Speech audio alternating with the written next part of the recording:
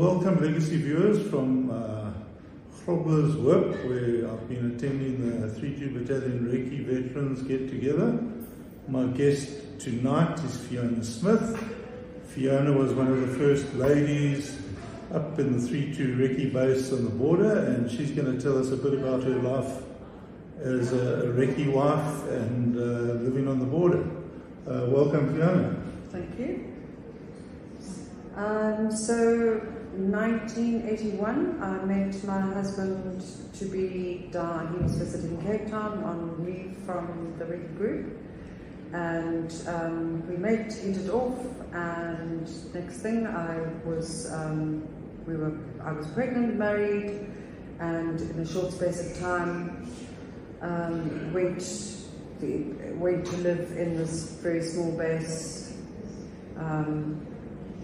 kind of in the middle of nowhere from my point of view. I had a 2-month-old baby. We had our first son.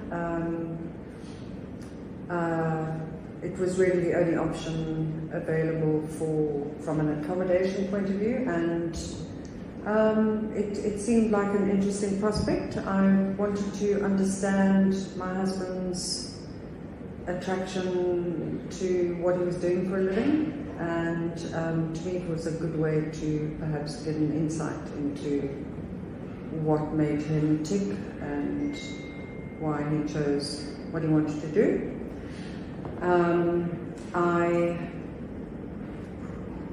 I flew in with my son on a small fixed-wing aeroplane and landed to this very small base. We were allocated a tent or two on the other side of the runway, which is basically outside the base. Very basic facilities. No hot, no running water, obviously. Hot water was a drum which sat in the sun. The shower was a pipe which came straight out of the drum and fell on you. That was hot water shower facilities. Naturally an outdoor long drop, and a tent basically. I arrived on I think the Thursday or the Friday, and 2 days later, on the Sunday, 3 days later, my husband left on a bush trip for 3 months. So it was a bit of a shock to the system. In my naivety, I'm not quite sure what I imagined, but nothing really prepared me for the reality of what it was going to be living under those circumstances, with no telephone, no access to chatting to people about my first child. Just bringing up your first child is quite tricky. Yeah, that must have been quite tough. Facilities limited, little baby. Couldn't have been easier. No facilities. Nobody to ask, am I doing the right thing? Is he doing fine? Is he... Fortunately, I did fly into the nearest town, which was Rundu, which is 250 kilometers east of where we were based in Rwanda, for his vaccinations, his monthly vaccinations, and I was then able to chat to a friend that I stayed with in this town, which was called Rundu, and speak to the at the medical clinic and just get an idea that he was putting on the right amount of weight, and that so that was reassuring. But still, that the months in between were very tricky. It was very physical, hard work, carrying water to washing nappies by hand, hot. Nowhere really for the baby to crawl or explore, or nowhere for me to walk, do anything really. So it all sounds very negative. No, but there were a lot of positives in that. The nature side of things were beautiful. Sunsets, just colours, butterflies, hornbills, resident lizards. I would go into base once a day for an evening meal. There was one chap who was particularly took care of me in that sense. He would come and fetch me, take me across, have a meal. If there was a film on once a week, I would watch it with him and he'd take me back. And that was really my life for a good 10, 11 months. The other lady who had been at the base 6 weeks prior to my getting there, she'd taken a caravan there.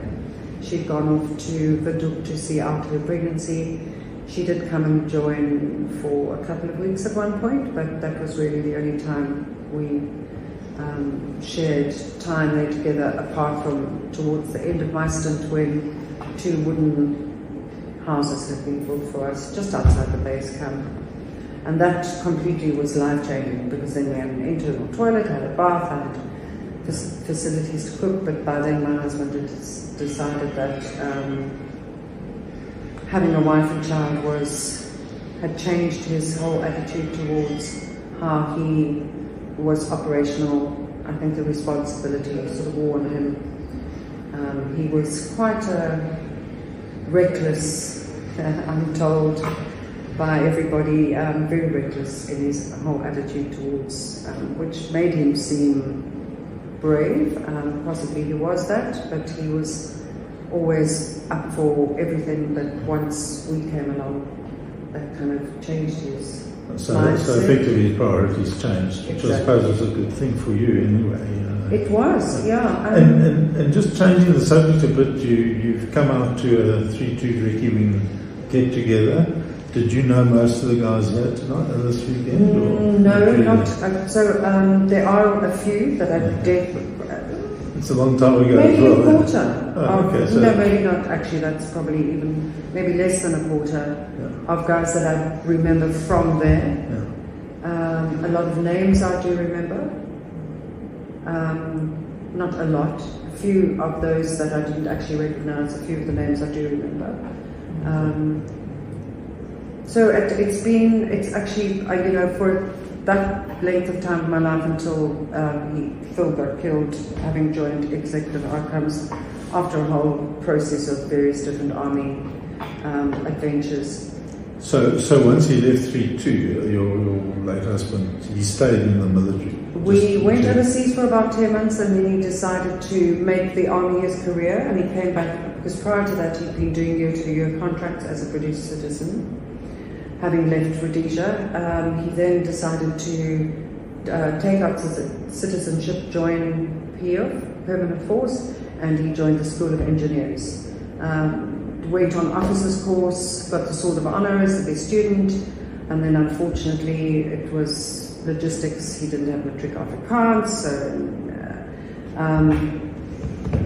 they denied his commission, but then it was given to him. But by that point he was upset at the way he'd been treated, so he left and was recruited into International Intelligence, which he did for a couple of years, and at that point we moved up to Johannesburg. And then something happened and his cover was blown, and so he left that and then went into civilian life for a couple of years. Was very unhappy, and then Evan Boller, who we've known through 3-2 and then engineers, and then he recruited Phil International Intelligence, and then Phil was one of the first people he approached to join Executive Outcomes, and he was killed on their first major operation. Okay, so it was quite quickly once he had been recruited. Yeah, it was their first major operation. And did Executive Outcomes, I'm not sure they're still going, but did they look after you in any way, or no? Was it once Philip had been killed? That was the end of the story. Yeah, that was the end of the story. They paid out, and what would have been the end of his contract, which was I think a couple of months. And no, after that was that. That's quite interesting, because as civilians, we look at these guys and think they're well paid and well looked after, but basically it was a risky job to start with, and there was no sort of backup support. No, there wasn't. If things went wrong. Well, the understanding was that the wives would be taken care of if something happened. So there is ill feeling from a lot of the guys who knew Phil and who had actually been up there, that we were not looked after. There was another chap who was killed at the same time, Cornel Talliard, I think his name was. I had a conversation with his wife a few months after they'd both been killed, and she also queried, and I had to agree with the fact that, nothing had been forthcoming. Unfortunately, my husband's body was never recovered either. So that was also a bit of a tricky situation, especially for his family. There was nothing anybody, executive outcomes, could have done about that. But yeah, it was an unusual situation. Yeah, let's put it sure. that way. Yeah, but I suppose at the end of the day, it's one of the risks that go with that. But oh, absolutely. But sadly, sadly, if he was in the Defence Force, I would assume there would have been a pension fund or absolutely. a life policy and things like that. So I've always borne that in mind, and that, the old saying, you live by the sword, you die by the sword, and he knew what he was taking on, although I don't think anybody understood the actual, what the operation was going to be.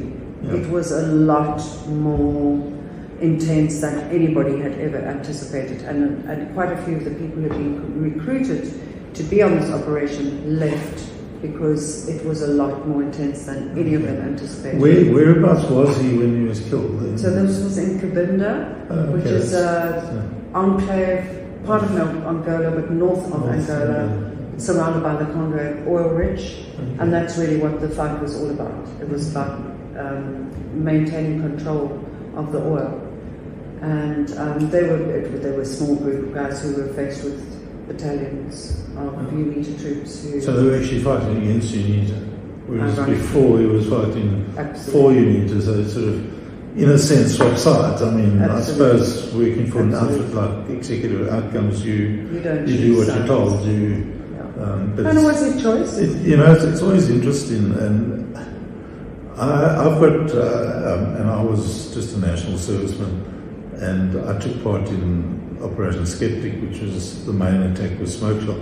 But I've got one, and it goes hand in hand with the swapping sides and things. I've got one vivid memory. In the middle of nowhere, in the bush, we came across roadworks. They were busy building a road. And there were these huge stormwater drains. And we were probably 100, 150 kilos into Angola. We had war effectively with Angola. And these stormwater drains were all marked Rockler, Berlin, East London. What? Yeah, and it was just mind-boggling that we were fighting a war. I come from East London. Berlin's an industrial area 30 kilos out of town.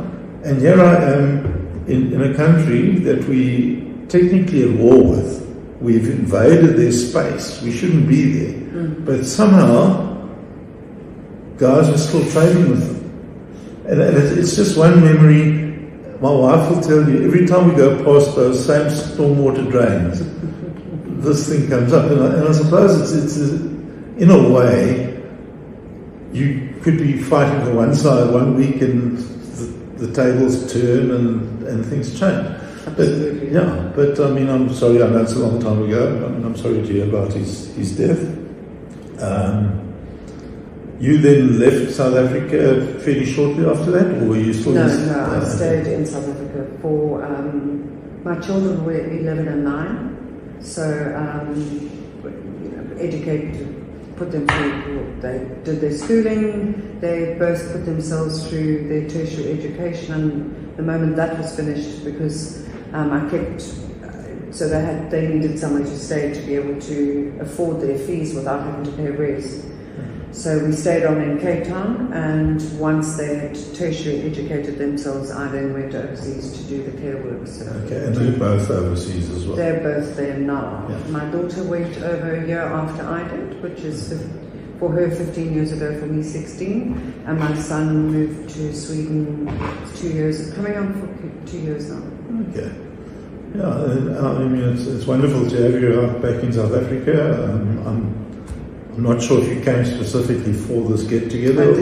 I did. I was not due out, and I was going to use this year to earn as much as possible because I would like to come back at the end of next year, finally, after the slog of 16 years. But when I heard this was happening, I thought, and my children also said, Mum, you know, it was such a significant part of my life being at Amaoni. I mean, I painted a negative picture, but it was a really,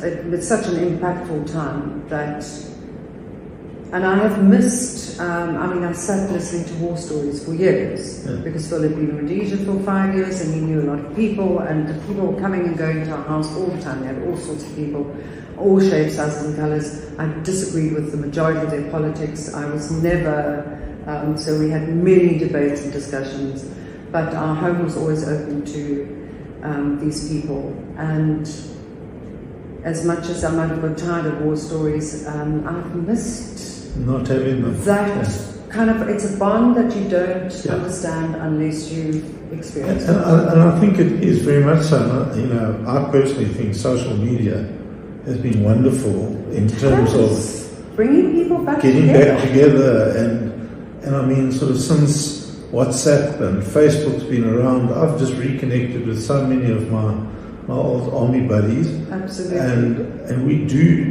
definitely share a special bond, and I don't think outsiders understand it. They don't. I find that probably the most interesting part. I mean, the first get together I went to in Bloemfontein about 8 years ago. And my wife wasn't keen. She didn't think this was going to work. And yet, all the wives seemed to just get on so well. Really? Because they have the bond of you guys having your bond. Yes, and I think it is. We come from all over the show, and no one's trying to outdo anyone. We actually don't care whether the guy's a judge or a panel beater or whatever. That's not important to us, and I think because of that, the wives aren't trying to outdo each other. That maybe I've got a wealthier husband or whatever. And I mean, the first one, Maureen, was like really uncertain about it. Ever since she's been probably as keen as I am to get back. And I mean, she's made a group of friends. We generally go to the Bloemfontein get-togethers. I try to get to 1 or 2 a year. And sort of the first one I went to was a specifically 10th of June get-together for the remembrance of Smoke Shell. We went again 2 years later, and one of the guys that came up from Cape Town, his wife came with, and she was Dukbeck. This wasn't her scene.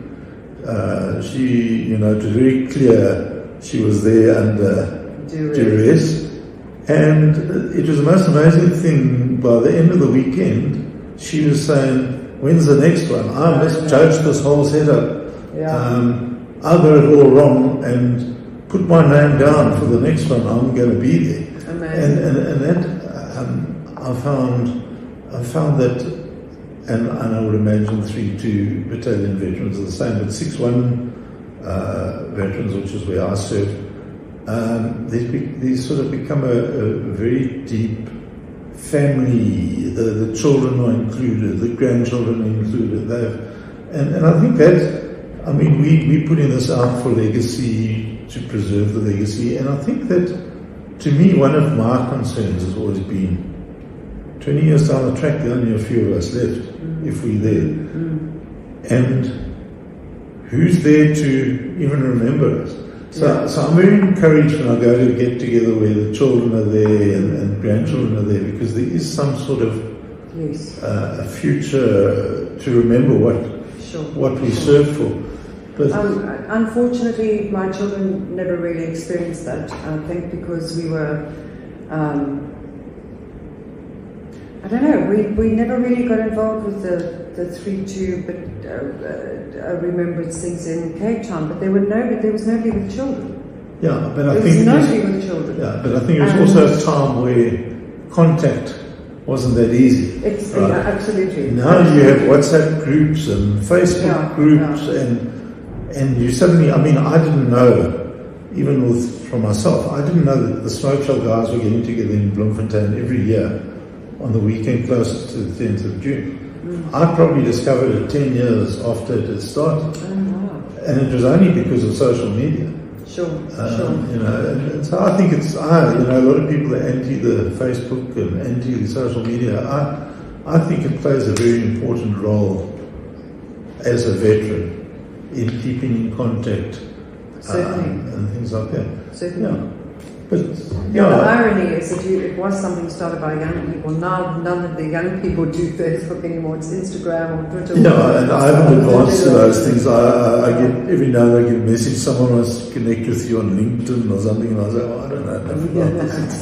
Absolutely. I'm sort of okay on Facebook and WhatsApp, and that's about it. But so getting back to that, the benefit of the reunion things, and that's really what I was trying to say about why I wanted to go and live there, because it gave me an understanding which I would never have had, particularly because of my feelings about war and all that sort of thing. And Phil was not fighting his war. It wasn't his political agenda or anything like that. He was a foreigner.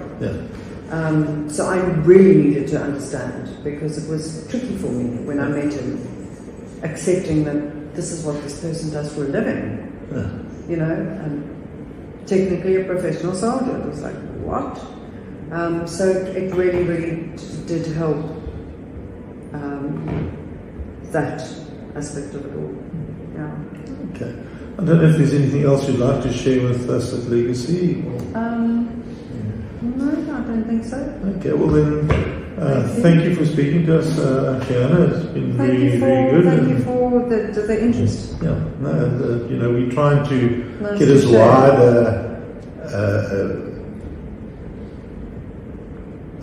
sort of spread as possible.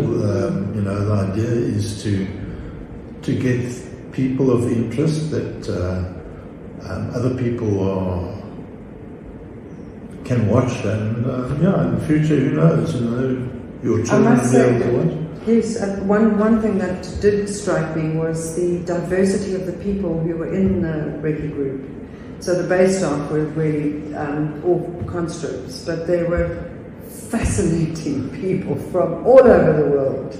Especially initially, there were quite a few foreigners, and it was really intriguing to see, you know, the dynamics between different people and how they interacted with one another, and then how they all cohesed into the groups on their mission and their purpose. And really interesting. It's something that often sort of surprises me. And I'm not talking necessarily just the 3-2 Reiki wing, Reikis, Parabats, the volunteer organisations, not just the national service.